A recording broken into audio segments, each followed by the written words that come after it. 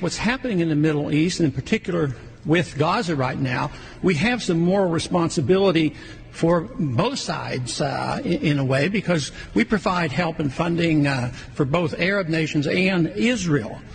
And so we definitely have a moral responsibility, and especially now today, the weapons being used to kill so many Palestinians are American weapons, and American funds essentially are being used for this.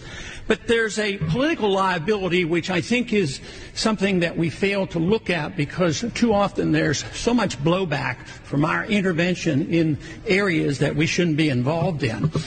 You know, Hamas, if you look at the history, you'll find out that Hamas was encouraged and really started by Israel, because they wanted Hamas to counteract Yasser Arafat. And you say, well, yeah, that was better then and served its purpose, but we didn't want Hamas to do this. So then we as Americans say, well, we have such a good system, we're going to impose this on the world. We're going to invade Iraq and teach people how to be Democrats. We want free elections. So we encourage the Palestinians to have a free election. They do, and they elect Hamas.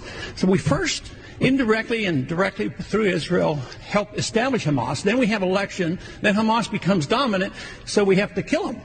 You know, it just doesn't make sense. During the 80s, you know, we were allied with Osama bin Laden. And we were contending with the Soviets. It was at that time our CIA thought it was good if we radicalized the Muslim world. So we financed the madrasa schools to radicalize the Muslims in order to compete with the Soviets. There's too much blowback. There's a lot of reasons why we should oppose this resolution. It is not in the interest of the United States. It's not in the interest of Israel either.